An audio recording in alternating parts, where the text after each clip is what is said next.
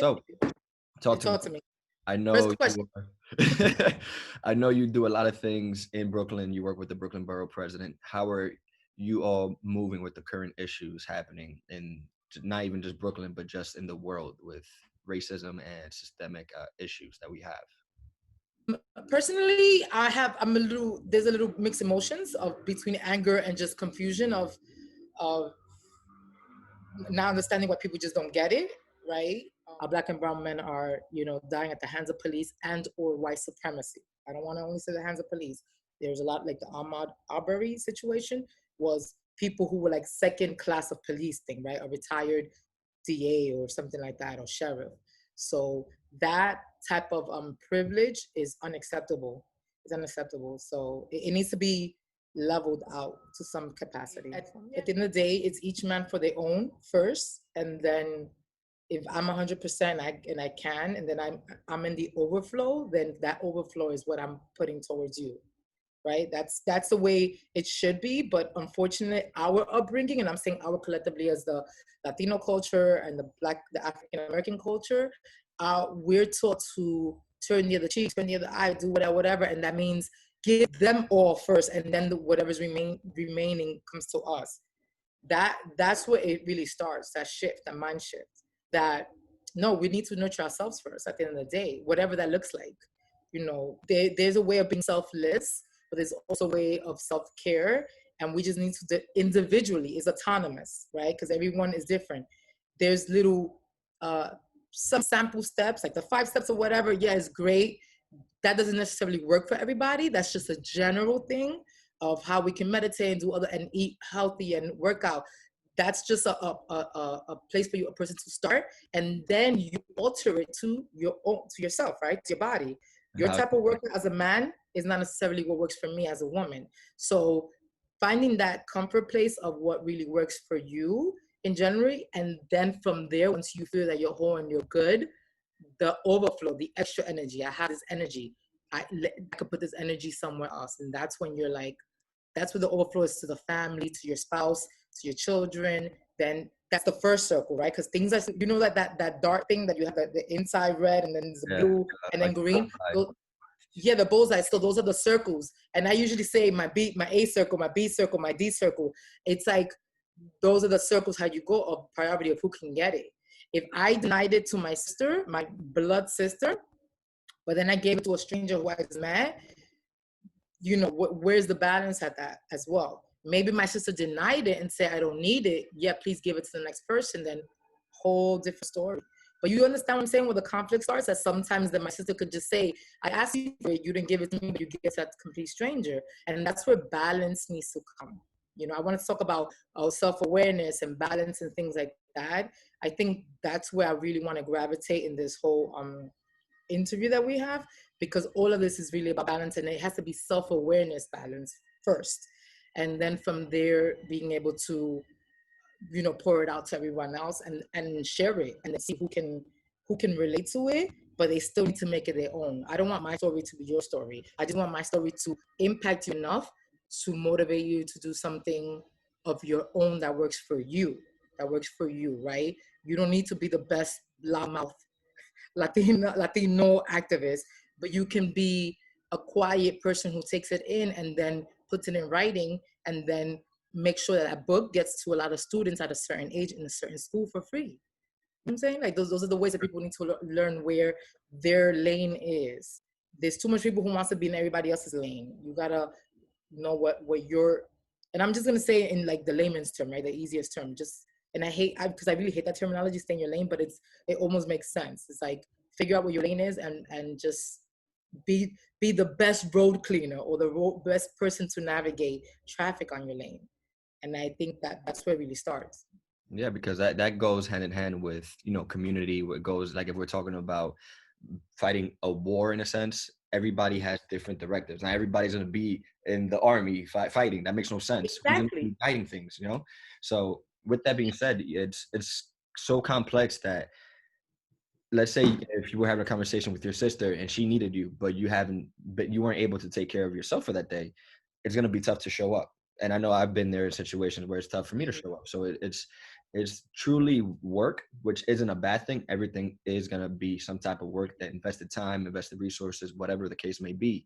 Nonetheless, we need to make sure that it's something that's being taught at a young age. Like I think even in China, they meditate in the mornings, everybody. Yeah, yeah, yeah. We start to Including instill kids, things to including take the kids. exactly right. So once we start to instill things for the human being to make sure that they take time in for themselves, I think then we can intuitively kick into being in our own lane, being able to show up authentically and Mhm. differently, because we all have our sparks, our yeah, the sparks. So yeah. You said it well. You said it well. You said it well. So I know that you had a couple of questions that I want to make sure I give you the answers that you're looking for your book. But and I hope it's some of the things I probably just touched based on.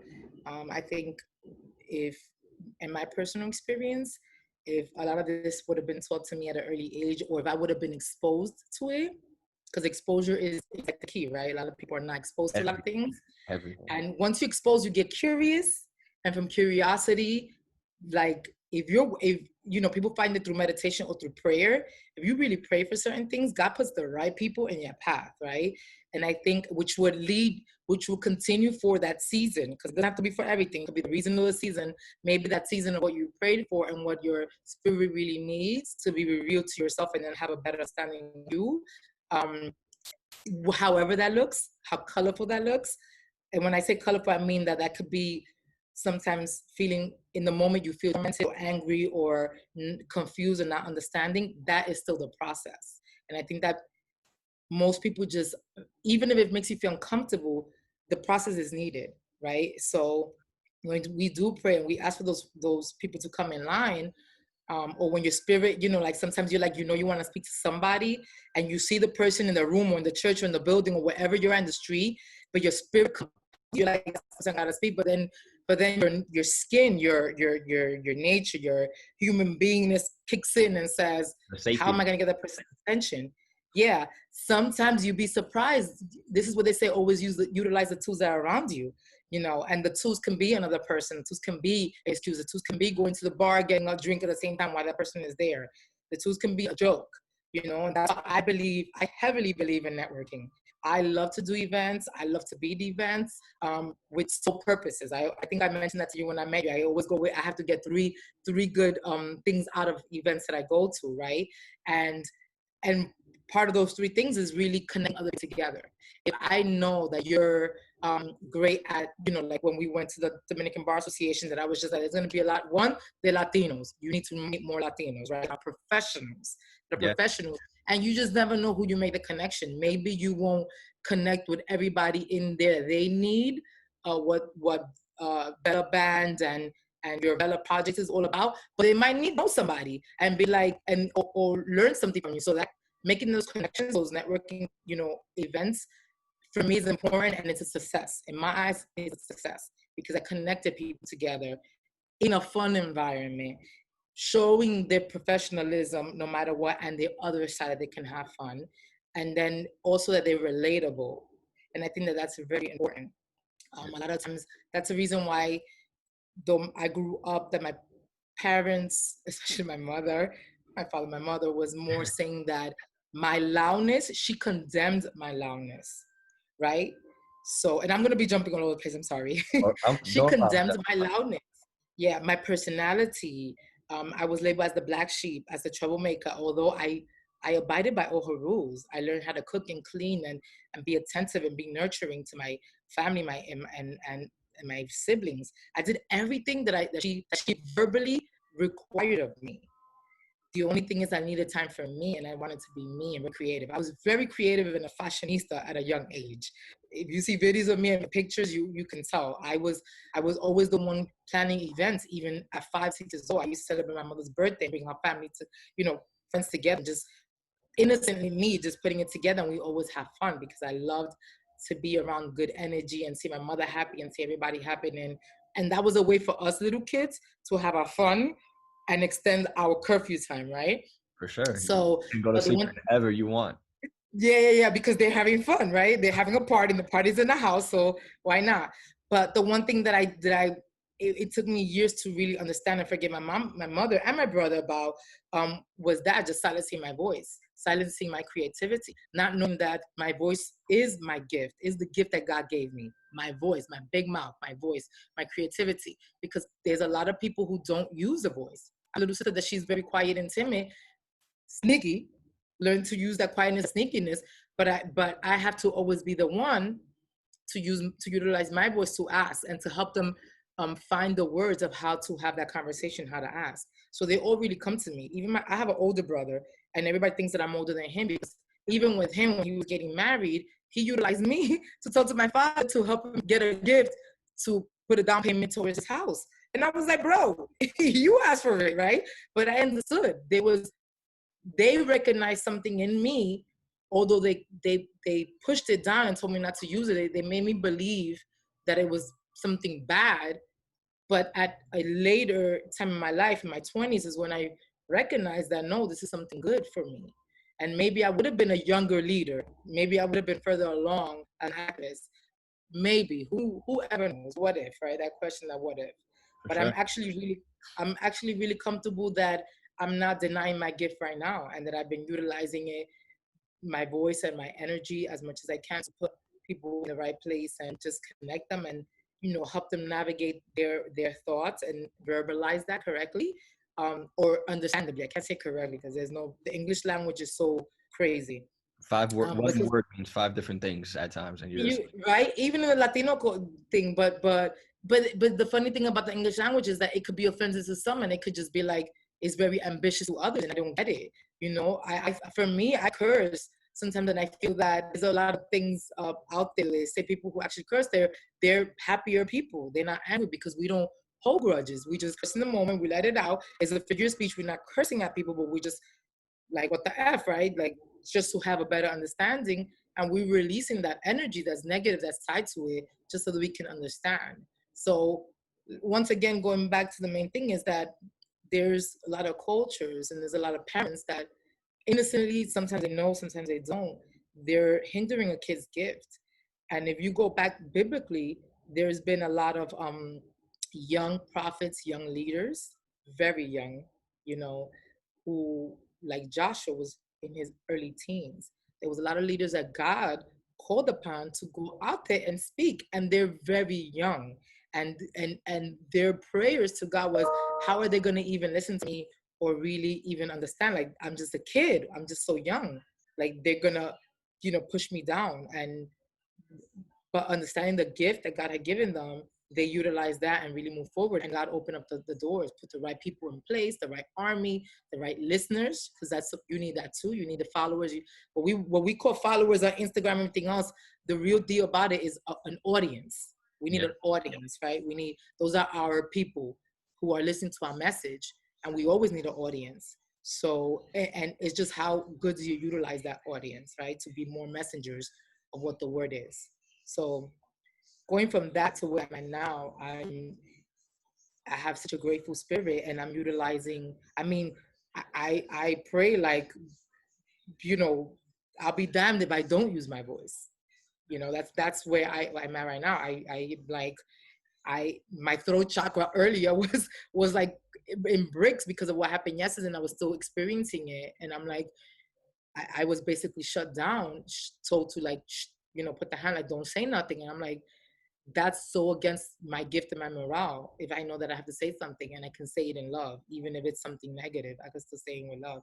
So I think people just need to really find themselves and be comfortable, nurture themselves, and be unapologetically colorful the way they are, regardless of what the system here in America has placed over us, right? The system is so I question who set the rules. Don't you ever question that? Who set the rules? The people in power, people in control. Okay. So, but who gave those people the power? Ask Well, that question. how Who far gave back are we people those going? powers to set the rules? How far back are we going? Because if we go back to when the United But States, anytime, because okay, we had a certain ancestry goes way back to before they became slaves in Africa. They had the power. They were royalty. Why did we shame on us for letting them come in as friends of ours, preach to us? 'Cause a lot of the people they still do that right now. Yeah, they go to Africa, white missionaries saying this is the way of the world and the way God wants it. Who? Why don't we question that? Who? What God? What color is God? What God? You know what I'm saying? Like certain things like that. And that shouldn't be categorized as being a rebel. You know what I'm saying? That shouldn't have something negative tied to it. It could just be like, this is just an open dialogue, and everything is right. Everything is right. Every conversation of what color God is right. You know, or who came, it's all right. Yours is That not right better there than mine. is the like systemic, one of the systemic issues is that we're not having just roundtables of dialogue and conversation without feeling like we need to live and die by one side or the other. We should That's be going based off of what is fair and what is justful, right? At the end of the day, I feel like no matter what happens, how this ends, how this continues to go, there's always going to be two sides. That's just what it is. If we can choose justice and fairness, peace, and use love as a way of channeling most of what we decide, then we can continue to work towards a better future. hmm And I agree with you. I think that when we question that, when we question who's right, who gave them the power, and then even if it was us that gave them the power, even if it was me, because sometimes, like now being more aware and in tune with my spirit and who I am, yeah, every day you can choose who you have a conversation with and who you're giving your power to. Yeah, And people forget that we're created as human beings. Remember, like I know there's some like right now there's something with the vegan movement, the white vegan movement, the black, and it's so crazy how they treat some white vegans treat dogs better than they treat actually human beings. And I feel some kind of way about that too. And God created all the animals, all the species in the earth, everything before he created the human being, because he took his time creating the human being and he made it and she made it in its likeness. That means we're above animals. We are above the green grass and the air and everything else. We are above all that and we have authority over all of that. So if you feel that a dog has authority over me, a bird has authority over me, you got it way wrong. And that's part of, like I'm saying, the vegan movement where they're saying everything matters, that has life and has a soul. Yes, it does. But you need to treat me better before you treat that dog better. Because like when I said, there's a lot of people eating, there's a dog that just, I think you mentioned it, you commented on it, just a kid's face, the crap yeah. out of a kid's face. And then what do? You have to kill it to remove it, to release it. So you're going to treat the dog with sensitivity and kill the kid because the dog has to live? Like, no, come on. Like When our do we lose priorities. the priority of our species of Yeah, we have to have some type of level of really of reawakening and awareness. And at the end of the day, I can only have a good, decent conversation with another human being, not with a dog. A dog is just woofing away, and who knows what the hell the dog is thinking. Is it loving and nurturing? A fish in a bowl could give me the same love and nurturing because it's looking at me, right? But we were created to coexist and to exchange energy. We're supposed to uh, procreate, right? And procreation doesn't mean necessarily just making babies. It means exchanging energy and growing from there. The ideas, thoughts, whatever it is. Yeah, we need to grow from there and just elevate to a whole different level. And I think that people just sometimes got that wrong. Even religion has that wrong. Like they're like, we have to get God's forgiveness before we can go anywhere. No, God already forgave us. We're not forgiving ourselves. We're not forgiving ourselves. We have the power and authority to forgive ourselves. If God made us in his image, right? I'm one that I'm still figuring out my spirituality, where I stand with religion, et cetera, et cetera. If God made us in his image, is he looking to be our friend, or is he looking for us to bow down at every time? Or what type of relationship are we trying to have, right? That's just kind of, I'm just shooting that out there for anybody It's a that great will watch, question. It's a great question. right? How are we going to show up in this relationship? Are we going to be servants? Or I'm guessing he or she would rather have us as a friend. Yeah, yeah, yeah, yeah, yeah. Yeah, yeah, yeah. To walk, like if you go into in the beginning with Adam and Eve, he was walking the garden with them. He was walking the garden with them. He was their friend, and it was just like there was a lot of love. It was first name basis and just existing. And then it was all of a sudden the whole satanic situation is what separated us, is what we, you know, the whole serpent made us believe like, no, he is above. So you shouldn't be having that friendship relationship. That's what, got us distorted in this whole natural way of being. But moving from there to the existing now is we need to really understand that we have the power and the authority. And we, as in me, I have the power and authority in my house, in my life. And even when someone pisses me off and um I have a, depending on every moment, right? I can choose to walk away or I can choose to fuel the fire. Neither one of those is bad or good. It's just how is it you're releasing that energy, right? And everyone wants to tell me, you're bigger than that, you're better than that, you shouldn't be reacting. You know what? I don't react all the time. And because I don't react, this is why I have to react in this moment, versus to responding. Most of the time I respond. I learned to just respond. I had to learn. As opposed to react, just so Yeah. that you can hear that difference of responding and reacting. But sometimes the situation calls for a reaction, like what the protesters are doing right now. Everybody's reacting. Why? Because when you responding nicely wasn't working. And So for me to get your attention, I got to be a drama queen sometimes. with that, now that there's a lot of, I don't want to call it noise, but there's a lot of attention on all the great stuff going on, the peaceful protests. Now we're having these issues with the rioters that are infiltrating the protest. There's obviously a couple of solutions that I have in mind for that, for these problems, like just be understanding that the neighborhood in which they're in, they can help patrol, or they can be there with the Yeah, police. yeah. Police can walk with us. Mhm. What I'm not seeing is that there is like no end goal with these peaceful protests. There's no like, all right, cool. Let's see if, as we have this peaceful protest, some of the community leaders, some of the leaders amongst the groups are looking to have conversations with city council, like we had talked about. I think that's like the next step is, all right, cool. We did this peaceful protest. At the end of it, how can we now start a dialogue with the right people to take action steps? Are you seeing anything in place? What might be stopping that? What are your thoughts? So, I don't know how Jersey is where you're at, but over here in New York, there have been a lot of solutions. For instance, if you see the press conference that Governor Cuomo has been having, he said, if they like one of the things that we're saying, repeal the 50A law, right? That's in New York City, which holds back the officers' prior offenses, right? Their records. So Governor Cuomo was like, bring me whatever you want and I'll sign it.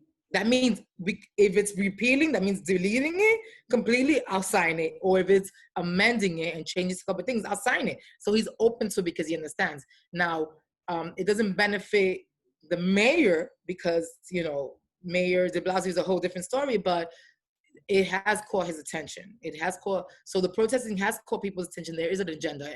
And for instance, also, this is not even like a country situation now. This is like global, right? Because we've seen other countries also protesting. So what happened? They've been saying arrest all four. Well, all four have been arrested. So there have been some solutions and good outcomes out of these protests. Not only that, it has caused a lot of people to continue to have these dialogues and on in these virtual platforms to not only discuss it but say, hey, calling it out. Yeah, like what you're saying, we do have to have a game plan, because now that we do got the ear and protesting has to finishes, is not only protesting about reforming what the police academy looks like. I had a conversation a couple of days ago with Baz Dreisinger, and I'm pretty sure you've seen her in Real Talk with the BP and Charlie Vargas. Her Yeah. and I had a really good conversation, and her and I working together on creating simple 10 things that we're demanding out of these protests, right? And a continued conversation, because it's not only a protest, it's a continued conversation, and then be able to put these 10 things out there and see to the community and let them think about it. If there, any of these things are relatable that you agree or disagree on, one, and I'm going to give you one of those ideas, is dismantling the police academy. It doesn't work. The police academy just doesn't work. The requirements is too vague and easy to get in. 96 credits, it could be credits on anything. It could be credits on freaking blowing a flute, right? And the psychology behind there is not, there's not enough requirements to help these police officers to mentally and spiritually learn how to combat this verbal abuse that they're getting from protesters or from whoever in the street, right? And how to not let that really shift them, but let them, they don't need to be, their job is not to come and protect other police officers. Their job is to protect the taxpayers, which are the constituents, which are the people who live in the community, right? That's their job, is to protect and to uphold the law. But if the law only sides you guys, the police officers, and if you go back to how the police academy and everything else really started, it was part of the the N movement, right? They used to catch slaves. They used to catch they call them the The, NIG the or run- whatever that police. Huh? the runaways they would catch Yep, like yep. That's how they started. If you look at their show, that's how they started. That's how that police thing started. They used to get compensated if you catch them. That's how that whole sheriff situation started. So you weren't bringing the law that you were being paid to go out was to catch these people. So from day one, when it was put in place, it wasn't fair or justice for all. Now, many decades later, we put things and we keep expanding it, and people of color going in, but they're forgetting you serve the community. Your salary is taxpayer dollars. I pay taxes. That means you're supposed to serve me and protect me. And if you got that switched, where you're saying we're protecting the mayor and we're going by his agenda, and we're only protecting your captain and your commanding officer, then just that mentality alone, you should be off the force. You can't. You shouldn't even be there. So I think that dismantling of the academy and then creating something better that would really force a lot of these people out and enforce transparency in the academy and just in the police department, that would be helpful. That's one of the things that we discuss, and a number of things that will help, just will help in general, right? So all people of color, so and I'm about going back to the Black Wall Street time. Let us, where they if burned that down. yeah, if segregation was, because they said, oh, you want to keep it segregated, okay, so then we create our own town, and that's what they did. They were okay with segregation because they had their own professionals, and they were pouring, circulating the money within. They were putting everything within, and who gets bothered? Somebody's egos get bothered, and they come into my territory. Why are you coming over here? We have all of America. Like, leave me alone, type of thing.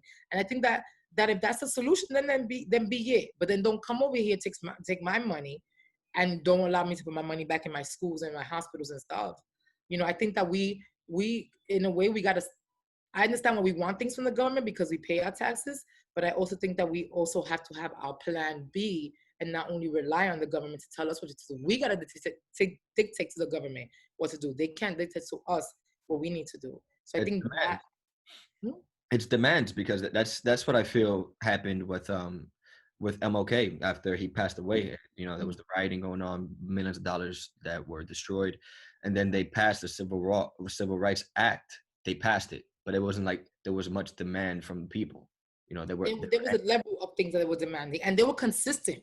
The message was clear, and the message was consistent. And I think those two things is what people forget, that we're not. That's why everybody's saying, "What is it you want?" Because people are confused. And I'm like, well, I hear what they want, because the real activists, when they are being interviewed by news media, they're saying it. The majority, the leaders of these things are saying it.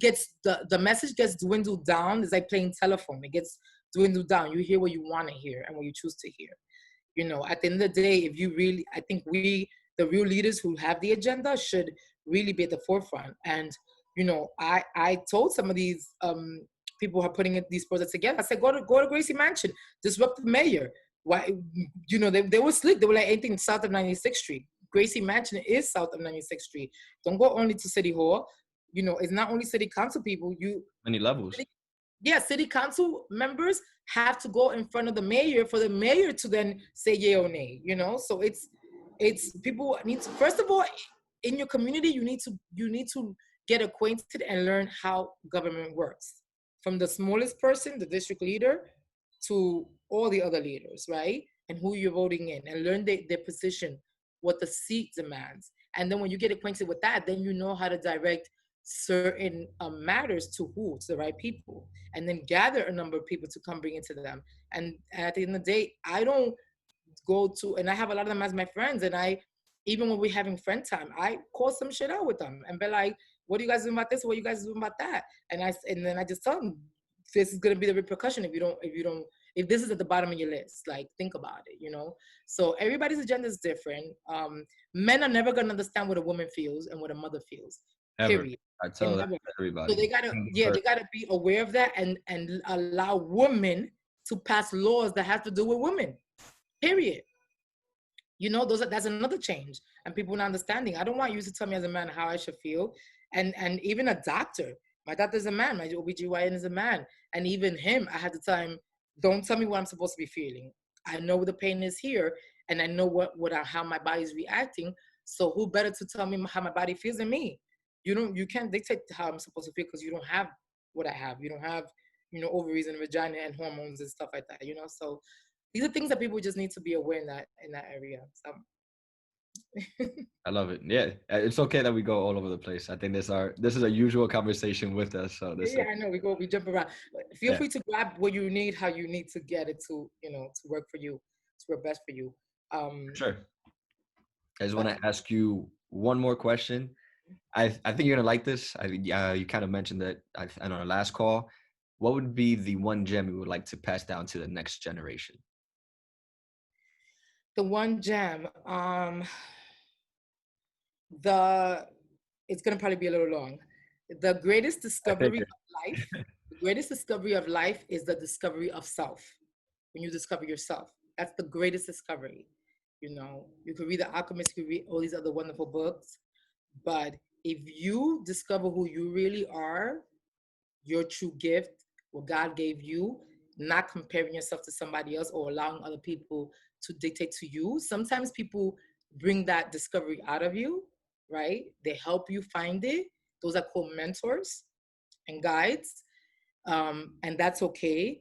But you should never allow other people to dictate to you, and it starts with your parents, and flows all the way across there. Of even when you're working, don't allow them. If you're uncomfortable doing something that you know that that's your best gift, then you should be comfortable of voicing that in love, and just saying, look, I'm really good at this. This is what I just said about me. My gift is my mouth, however that works, my voice, the strength behind my voice, however that works in embracing and involving the culture, overall culture, then I'm doing my job. Then I consider that a success. So once again, the greatest discovery of life is the discovery of yourself. Discover who you are. And that doesn't come in one day. That comes in the journey of life. And it's You're not all smiles. It's gonna be gonna, ups and downs. yeah, you're gonna evolve, right? People use the word change so easily, like I need you to change. No, we need to say I need to evolve, because once you evolving, that means you have that self-awareness that that was a stage in your life and you outgrew it because you came into some another level of self-awareness, and you grew to the next level, and you're saying thank you, 17-year-old Denise. I love what you did, how you were that time, but 25-year-old Denise is here to come. And then now that I'm 39-year-old Denise is so grateful for all those other stages of Denise, but I'm so loving who I am right now in this moment. However that looks. Don't allow nobody to tell you how they have to look. So don't be worried or taken aback or consumed with the energy that people give you because they're setting the bar. That's their bar. You set your own bar. You go at your pace, and you tell people with love, thank you. Take the information you need, thank you. But don't get into this great long debate of this is my life and I would no, just thank you. With love, I receive certain things, and then you put it to play autonomously how it works for you. That's what I would tell people. So Um, discover who you are, enjoy the journey, and write it down or document it and share it with your loved ones in love, and then they'll see the difference of you, but evolve in it. that That's was what I beautiful. It's and it, I just want to touch on that one thing you mentioned where it's like the enjoyment of it all. Is would. we're gonna have epiphanies as we evolve of realizing, oh wait, shit, I should have done that differently. But that's okay. It's a growing process and learning Yeah, process. don't beat yourself up too much. Listen, some people do that. They beat themselves up so much because that's what they learn from their parents, right? Or from peers around them, or like coworkers. We compete so much with our coworkers. We're all problem solvers. I come to solve a problem. That's why my boss hired me. I'm a problem solver for whatever that area is. But I think that the reason why we get too stressed, and that stress becomes into illnesses in our body, and then we have to seek either medical attention or eat or change our lifestyle. Like I wound up changing my lifestyle because my whole body was just not aligned, and Mm. it really just messed up my whole my woman area and just everything in my stomach. and that went into my brain, and then I was doubting who I was, you know. And I think that my shift was I went hardcore vegan and just changed my whole body and my whole thought process, and that was a lifestyle that I had to do.